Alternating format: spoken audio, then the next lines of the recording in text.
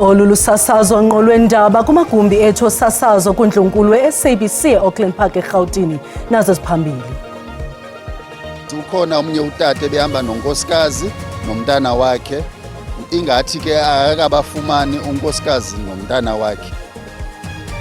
Osinde kwingozi yebhasi ekusweleke abantu abali-16 kuhola wendlela u-N1 ngaseTous River eNtshona Koloni uthi unxunguphele emva kokuva inani labantu abasweleke kule ngozi. We have capacity that is responsible mainly for that, to police marches and to police protests. So we are ready to police Mabahambe Thursdays. Urhulumente waKwaZulu-Natal uthi uzakuqinisa ukuhlolwa kwamashishini imbombozane zeliphondo ukuqala abaqeshi abanikeza ngemisebenzi kubemi bangaphandle abangenazimpepha.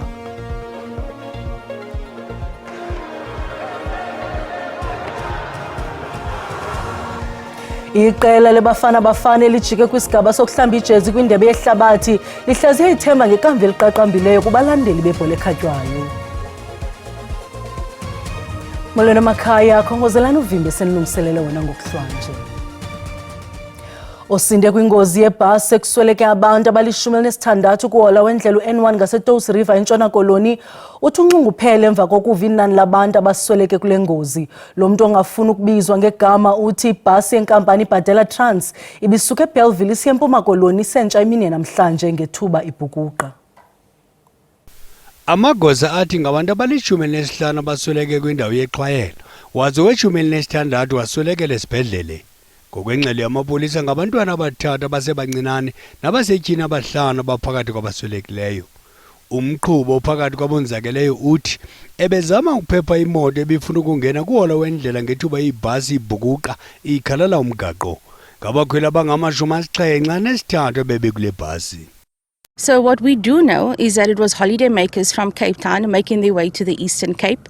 The driver is seriously injured and receiving treatment at hospital.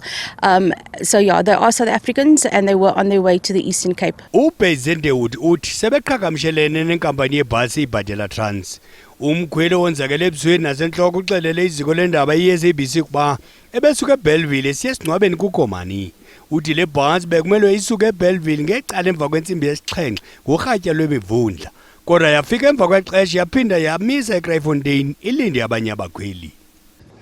Ngeli xesha sirola nebhasi, abantu bayascreama kunabantwana, paramedics zake zikhona, namapolisa akhona, akwazi uthatha abantu abonzakeleyo ngokumandla abacritical. Nangoku andikabikho right iyothusa ngoba abantu abayi-16 baninzi kakhulu and zii-families. Ukhona umnye utata ebehamba nonkosikazi nomntana wakhe, ingathi ke akabafumani unkosikazi nomntana wakhe. Lo tata lo ndimshiye esibhedlele. Amazwi ovelwano kwiintsapho zabayekwelo isemkhulu bengayolelanga kwakuyolela sele ephumile kwikhosatu ememelela kwabasemagunyeni ukuba benze uphando olukhawulezileyo ngonobangela wale ngozi. Umnini webhasi ubonisile Mtsolongo uthe sele ethumele ezothutho ukulanda abakhweli abafuna ukubuyela eNtshona Koloni nabo bafuna ukuqhuba nohambo baye eMpuma Koloni. Uqhube wathi ibhasi yakhe ithwala abakhweli abangama-70 abanye ngabantwana abangawanikwayo amatikiti. Urhulumente waKwaZulu-Natal uthi uzakuqinisa ukuhlolwa kwamashishini imbombozane zeliphondo ukuqala abaqeshi abanikeza ngemisebenzi kubemi bangaphandle abangenazimpepha. Inkulu baphathiswa uThami Ntuli uthethe kwinkomfa nonondaba esithi lamaphulo ohlolo inxalenye yamanyathelo karhulumente ukuphendula kwinkxalabo evakaliswe luqhankqalazo lukazwelonke lwangolwesibini ngakwabangena kwimida yeli ngongekho mthethweni. Ephefumla ngokuphathelene neenkqubo zokungena kwabemi bangaphandle kweli, okaNtuli uthi abasemagunyeni baza kuqinisa imigudu yokusiphula neengcambu ukuvulelwa kwabangaphandle abangagunyaziswanga amathuba engqesho. We need to relook at the fines and the likes so that we have harsher sentences that will discourage people and fines wherein they will really feel the pain of paying when they are found committing that kind of the crime. Kananjalo uvakalise izicwangciso eziqatha ukuqala umba wezikroxo ezingekho mthethweni nezikroxa ushishino lwasekuhlaleni. Kambe ke kukwabanjwe abangama-51 ababandakanyeke ekubongeni ithuba ngokuzitapela kwiivenkile zabangaphandle ze kwabanjwa abemi bangaphandle abangama-205 abazinze ngokungekho mthethweni kweli. I commend the police because they were able to arrest 51 people who participated in looting and criminal activities during this time. Inkulubaphathiswa yaKwaZulu-Natal kwalumkise ngemphathombi kubemi bangaphandle abangabanini bezikroxo ehlaba ikhwelo lozinzo noxolo ekujonganeni ngezikhondo zamehlo kuluntu. Lo gama abakwantsasana kweli phondo bamele ukuthi qwa kangangoko phakathi kokuphakanyiswe liphulo le-March and March lokuqhuba noqhankqalazo veki naveki ngolwesine. All the planned marches for Thursdays will be policed.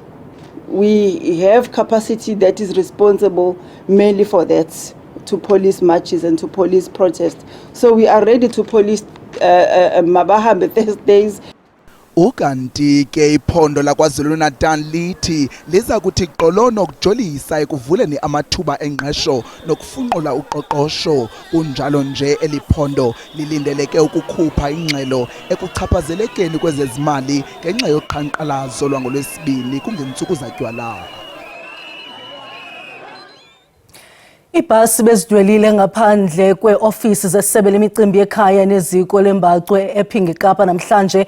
Bamalunga nama-3,000 abemi baseZimbabwe abalungiselelwe impepha zabo belungiselela ukubuyela kwilizwe labo. Ukanti izimalunga ne-10 ibhasi besalindele ukufumana isiqinisekiso sokugqibela phambi kokuba zinduluke. Kusenjalo akacaci ukuba abemi baseMalawi bazakwazi nini ukubuyela kwilizwe labo.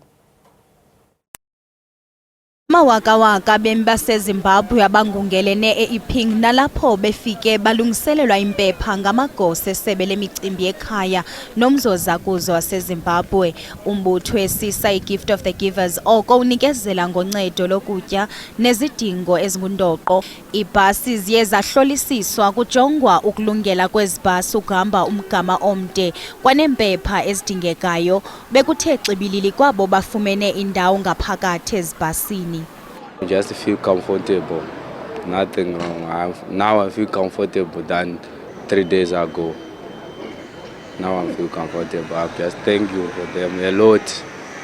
Ukanti ibhasi ezilishumi ezithutha abemi bangaphandle ababuyela kumazwe abo zinikelwe libandla i-Seventh Day Adventist. I think from our budget we can try to stretch up to 20 buses because our wish is to have everyone cleared by tomorrow so that we can close this center if possible tomorrow, because as you can see the situation is not good. Kusenjalo abemi baseMalawi abamalunga ne-235 basaxingile kweli ziko lembacu okwangoku nanjengoko besalinde amagosa omzozakuzo. We asking the Malawi High Commissioner to make it quick to send a delegation here so that they can document these people here or process these people there, because we cannot board the bus without paperwork on the ground. Ukanti komishoni yamalungelo oluntu imemelela ukuba kuhlonitshwe wonke ubani kule nkqubo. Let us just be compassionate and humane as South Africans and say, yes, they are here without papers. Let them go in a very humane way. Let us ensure that we treat others in this country with dignity and respect. Isixeko saseKapa naso sihlawulele ibhasi ezilishumi sicelwe lisebe lemicimbi ekhaya ukuba sincede kuthutho lwabantu kwesi sixeko ukuya kutsho eLimpopo.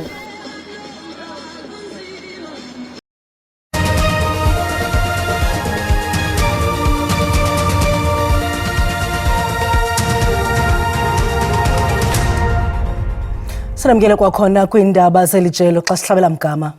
Ikomiti yabaphathiswa kwinkqubo yezokufuduka iqalile inkqubo yokufudusela amawakawaka abemi bamazwe ngaphandle baseMalawi abangenazo impepha ibafudusela kwinkampu entsha eMusina. Amawaka abantu baseMalawi abalinde ukubuyiselwa kwilizwe lwabo bathuthelwe kwindawo entsha ngebhasi. Abemi baseMalawi abangenazo impepha bavakalise ukungoneliseki ngamanyathelo okubasa kule ndawo intsha nanjengoko bebelindele ukuba kusetyenzwe ngesantya esiphezulu kumda weBeit Bridge eLimpopo nobagodusayo. But we a bit experiencing challenges. It's with the embassy Malawi. We do have some level of challenge. I guess the capacity of the individuals. As I say, with the individuals that we have, fatigue runs in. They've been working flat out throughout the time. So with a limited number, when an embassy is in a country, doesn't have many people.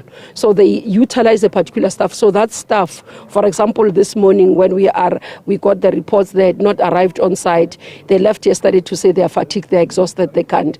And which led to some of their nationals who felt unhappy and expressed their unhappiness to them. So we have reached out to Minister Lamula is dealing with that, facilitating the engagements with them to ensure that we provide the support that is needed. But we are processing. The government side, I think about 10 buses were ready, done by government, ready to go, just needs the embassy to do the bulk passport so that they can be able to depart. Abaphathiswa kwikomiti yomphathiswa wezofuduko bathi ukusetyenzwa ngokweenkcukacha zabemi bangaphandle baseMalawi zilityaziswa ngamagosa elalizwe karhulumente abangakhululi kwangethuba iimpepha zezatifiketi ezingxamisekileyo zokubahambisa. Inkundla ephakamileyo yakuGompo City eMpuma Koloni ikhupha isigwebo sokuba isigqibo sokuguzulwa kwamabuyane kuluhlu lwabafundi lwesidanga semasters kwizifundo zolawulo loluntu eFort Hare sasingekho mthethweni. Le nkundla ikwayalelele edyunivesithi ukuba iphinde isihlaziye isigqibo sayo. Abongile Jantshisi usiqulunqelele ngxelo. Inkulubaphathiswa yephondo leMpuma Koloni uOscar Mabuyane kudala emile esithi ukususa kwakhe njengomfundi kwidyunivesithi yakwaNokholeji yinto nje enefuthe lezopolitiko nalapho iphenjelelwa khona inqununu emisiweyo unjingalwazi sakhela buhlungu. Inkundla igqibe ukuba le dyunivesithi ize ithwale uxanduva leendleko zamagqwetha kweli tyala. The decision of the first respondent, the university, to deregister the applicant from the academic qualification of Masters in Administration. The qualification is hereby declared unlawful, constitutionally invalid, and it is reviewed and set aside. Lo kaMabuyane uthi uziva igama lakhe licocekile njeba inkundla igwebele ngakwicala lakhe. Ngoba lomba ubusetyenziswa njengesixhobo sokungcolisa isidima sakhe. Lishwa endibe nalo kuyo yonke lento yale nquleqhu yelizengezenge zange ndamanyelwa kakuhle. Ndenzelwa amayelenqe, ndimanyelwa ngamayelenqe. Ndibone ukukhohlakala okuphindaphindeneyo kumphathi weYunivesithi yaseFort Hare. Ukwathi ngahla athatha amanyathelo omthetho ngakweli ziko mfundo. Kusenjalo yona idyunivesithi ithi yaziphonononga isigqibo senkundla kwaye iza kuphefumla ngalomba exesheni. Abongile Jantshisi kwiindaba ze-SABC kuGompo. I-ANC ixhase ngokupheleleyo uDina Pule osandula ukumiselwa njengomphathiswa wophuhliso loluntu. uPule wakhe wabamba isikhundla sokuba ngumphathiswa wonxibelelwano ukususela ngo-2011 ukuya ngo-2013 ngaphambi kokuba agxothwe emva kokuba efunyenwe netyala ikomiti yezomthetho yepalamente ngokwaphula umgaqo wobuchule bolawulo. Ukuba umongameli echonge uDina Pule we-ANC, iqela likuqinisekisile ukuba liyakholelwa nguye kwaye uyakwazi ukuzibamba ziqine. Our movement and our nation believe in redemption and in the capacity of a human being to be rebuilt and to rebuild. In the years since, Comrade Pule earned back the confidence of her peers through the most democratic tests our movement offers. She was elected by her comrades to the National Executive Committee. She was entrusted with senior responsibility in the Women's League, and she was returned to Parliament by the people through the ballot. Umbalula uphinde waqinisekisa ukuma kweqela malunga nemiba yokufudukela esithi nangona kukho inkxalabo ezivakalayo eziphakanyisiweyo kumsebenzi karhulumente unyanzelisa umthetho.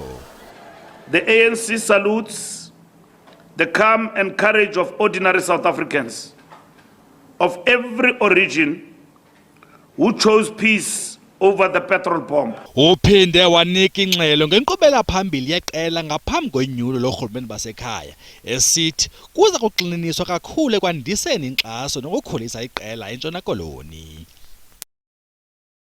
Amapolisa kwiphondo laseMntla-Ntshona athi awanakuqinisekisa ukuba umbulali oquqa ebuyelela uphuma eBoitekong ngaphandle kwaseRustenburg okwangoku. Okwemva kokuba kufunyanwe imizimba ehlukene nemiphefumlo kumlambo wale ngingqi nefumaneke emva kweentsuku eziphakathi kwezili-10 nezili-14 idukile.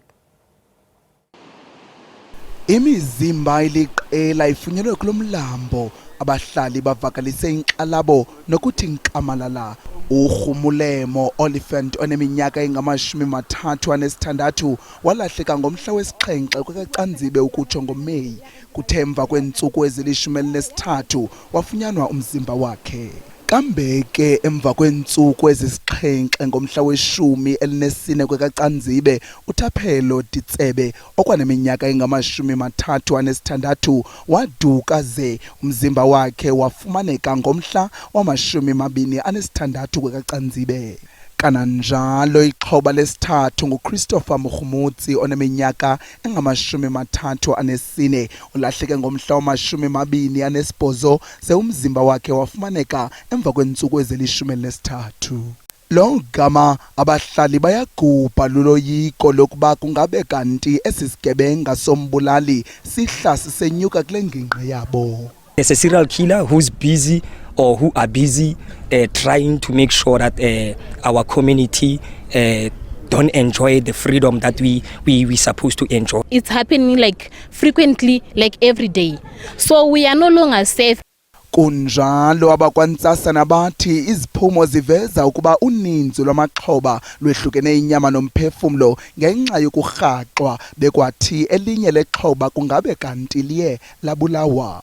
One of the is that most of the bodies were in an advanced stage of decomposition, where we have conducted post-mortem and forensic pathology tests. We are awaiting the final outcome.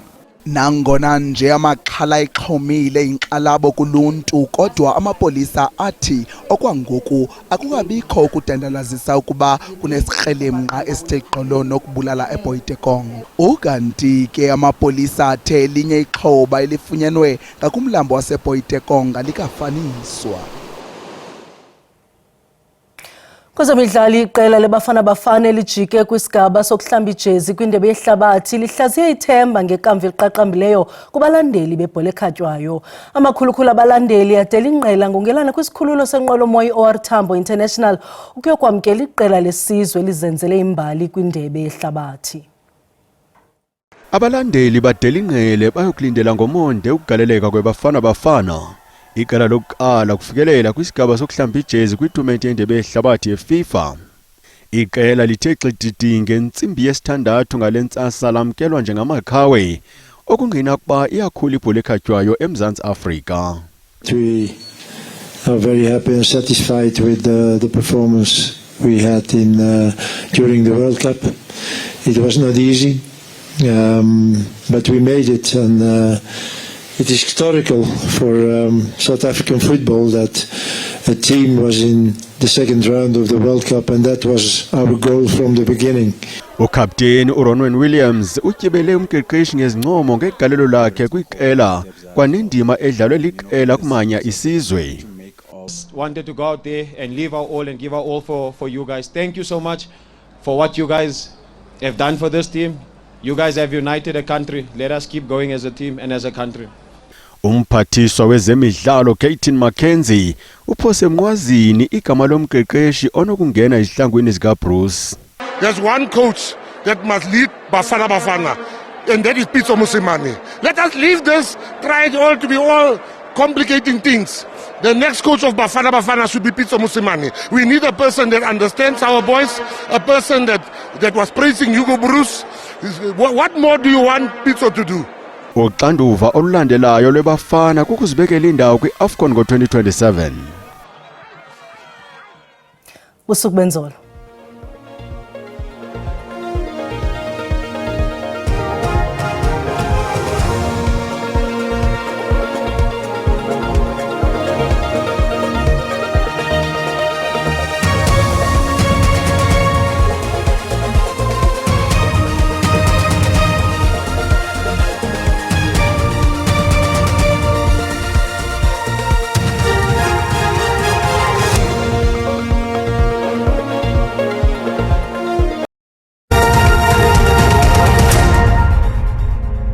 Bhutani mawethu ngicela sikhongozele nalo uqikelelo lemozulu masiqale ke ngokuhluka nje nalapho sibona kaloku lamathutyana ngephemvula alindelekileyo pha eNtshona Koloni ngokunjalo naseMpuma Koloni ukungena eFreystata kuquka ke nalaphondo laseMpumalanga ngomsoke mbukeli sabonto balithahwelele ngamafu kwindawo ezikumzantsi ntshona welizwe ikhona ke amathutyana ngephi emvula alindelekileyo pha eNtshona Koloni qatha upopoyi kwindawo ezininzi zelizwe rheleleke ngamafu phaya eMpuma Koloni kanti ke mbukelo omhle uyabongozwa into baloku uqaphelo kwakulatyuza kwamaza qala phaya kolwanxeme lwaseNtshona Koloni kuyakuthi gako Richards Bay kanti ke kulindeleke nomoya oyokube ubhudla ngamandla phaya kwaZulu Natal ukonyukela eMpumalanga nekhephu ke mbukeli lilindelekile phako Barkley East ko Elliot ko Yugi phaya uqaphele ke mbukelo omhle kanti ke ngomso mbukeli sabonto bakusalindele kulatyuza kamaza oqala phaya kolwanxeme laseGqeberha kuyoqhina Richards Bay jonga kamaqondo ngokuhlwa nje ngokunjalo nangomso phaya eGauteng silindele ingqele 16 degrees olindelekileyo eGauteng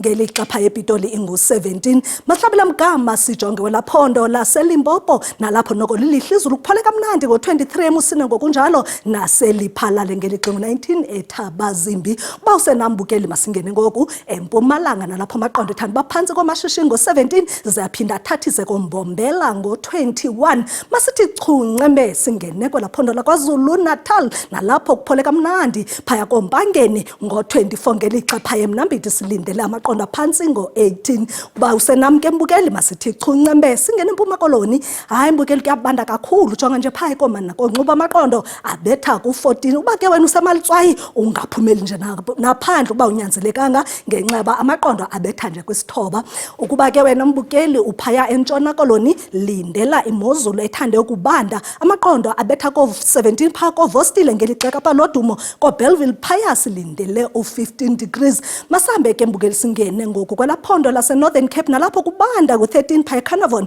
ngelixa elishumi nje phaya eSutherland ngoku masijonge into bakwenzeka ntoni eFreystata nakhona mbukela usindanga kaloku lanqela amaqondo abetha ko11 degrees phaya eVepenar ngelixa Welcome ingu14 ngoku siyayiqonqotha ibhekile yethu ngelaphondo laseNorthwest nalapho amaqondo ephantsi phako Bloemhof ngo14 degrees ngelixa koOttosdal nako Klerksdorp phaya kuyoqhina koVryburg silindele u15 degrees maniphele emehlweni senhlizweni kamnandi mawethu